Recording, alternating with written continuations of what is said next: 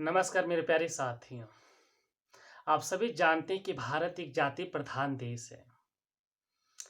कई हजार वर्षों से यहाँ जातियों में समाज विभाजित रहा, जिसके कारण समाज को कई वर्गों में बांटा गया था। ब्राह्मण वर्ग, क्षत्रिय वर्ग, वैश्य वर्ग और शूद्र वर्ग, जिसमें सबसे ऊपर का वर्चस्व जो ब्राह्मण वर्ग का रहा, उसके कारण सामंती व्यवस्था इस देश में स्थापित था। और दूसरी तरफ राजतंत्र स्थापित था। इस राजतंत्र और सामंती व्यवस्था के कारण वैश्य समाज और शूद्र समाज को निचला दर्जा दिया गया था और संसाधनों पर उनके अधिकार बहुत कम था, जिससे उनका आर्थिक अस्तित्व भी बहुत कमजोर था। जब देश 15 अगस्त 1947 को आजाद हुआ, तो संविधान निर्माण के दौरान संविधान सभा के सदस्यों ने मिलकर के बाबा साहब अम्बेडकर के नेतृत्व में संविधान के अनुच्छेद 340, 341 और 342 में आरक्षण का प्रावधान किया। आरक्षण का मतलब है कि कमजोर, जो कई हजार वर्षों से वैश्य पिछड़ी जाति और शूद्र जाति के लोग बने रहे, उनको नौकरियों में, शिक्षा में, राजनीति में छूट का प्रावधान हुआ, जिस आरक्षण के परिणाम स्वरूप उनका भी उन्नति का रास्ता आगे बढ़ा।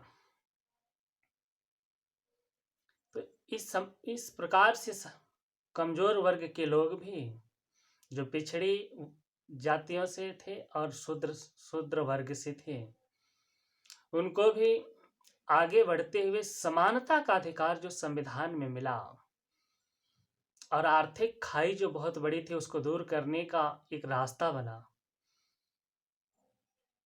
इस उम्मीद के साथ कि समाज में आर्थिक खाई का जो बहुत बड़ी असमानता है वो दूर होगा, सामाजिक भेदभाव का असमानता दूर होगा, जिसमें आरक्षण का प्रावधान बहुत महत्वपूर्ण रहा। वर्तमान में ईडब्ल्यूएस आरक्षण जो आया, इसके खिलाफ देश में बहुत बड़ा विरोध हो रहा है, आंदोलन भी हो रहा है,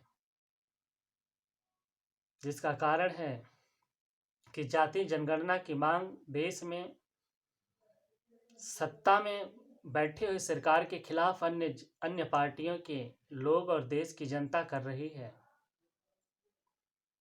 तो जाति जनगणना की मांग हो रही है ताकि इसके आधार पर जाना जा सके कि देश में कौन कितना विकास किया, कौन कितना आर्थिक रूप से सक्षम हुआ।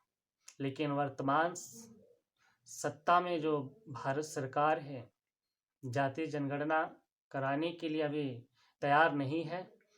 उसके बावजूद भी ईडब्ल्यूएस आरक्षण जो सवर्ण समाज के लिए लागू हुआ, कि जो जिनका प्रतिनिधित्व हर विभाग में 75 वर्ष आज़ादी के हो गए, उसके बावजूद भी इनका प्रतिनिधित्व ज़्यादा है, उसके बावजूद भी ईडब्ल्यूएस आरक्षण लागू हुआ।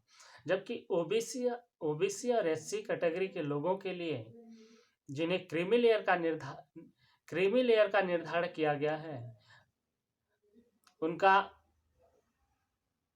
आय 6 लाख सालाना निर्धारित है, जबकि इनका आय 8 लाख रुपए निर्धारित किया गया है इकोनॉमिक वीकर सेक्शन के लिए, जिसे ईडब्ल्यूएस कहा गया है। उस आधार पे जो है कि ये संविधान के नियमों के खिलाफ है।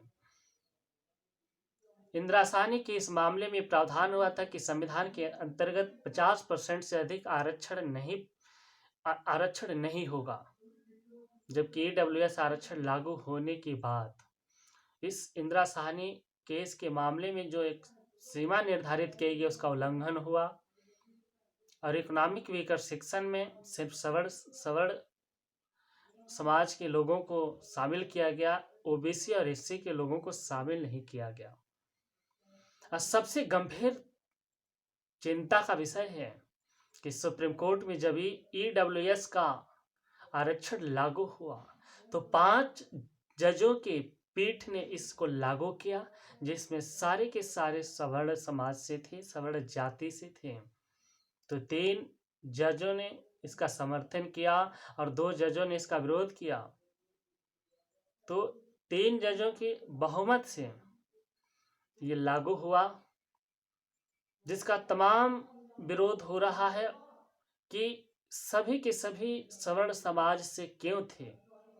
स्वाभाविक है कि जातीय भेदभाव का सवाल है, ताकि ये निष्पक्षता से लागू नहीं हुआ, जो संविधान के खिलाफ है। इंदिरा साहनी केस के जो सीमा निर्धारित था 50% आरक्षण के, उसके खिलाफ है। आज भी जो है कि समाज में ओबीसी एससी का प्रतिनिधित्व तो बहुत कम है सवर्ण समाज की अपेक्षा। किसी भी क्षेत्र में, चाहे न्याय व्यवस्था हो, चाहे सुप्रीम कोर्ट हो, हाई कोर्ट हो, केंद्रीय विश्वविद्यालय हो, ब्यूरोक्रेसी हो, मीडिया क्षेत्र हो, कृषि क्षेत्र हो, स्कूल कॉलेज, हर क्षेत्र में आज भी जो गरीबी की खाई है सवर्ण समाज और ओबीसी समाज और दलित समाज के बीच में, वो खाई अभी दूर नहीं हुआ। तो इस बात से हम सभी को समझना होगा कि जातिवाद का भेदभाव आज भी हर क्षेत्र में लोगों को प्रभावित करता है। ऐसे लोगों को पहचानिए, ऐसे लोगों को बहिष्कृत करिए और ऐसे लोगों के खिलाफ जागरूक रहने की हम सभी को जरूरत है, जो जातीय भेदभाव की मानसिकता से ग्रसित है और समाज के पक्ष में न्याय के मंदिर में बैठ करके भी अन्याय का नियम लागू करते हैं। ईडब्ल्यूएस भारतीय न्याय व्यवस्था के ऊपर एक बहुत बड़ा कलंक है, जिसका पूरे देश में विरोध तो हो ही रहा है, दुनिया में देश का अपमान भी हो रहा है।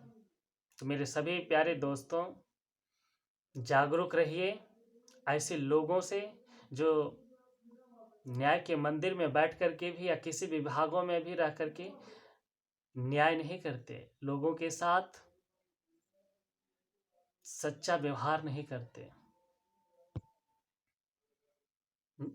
जय भारत, जय संविधान, जय लोकतंत्र।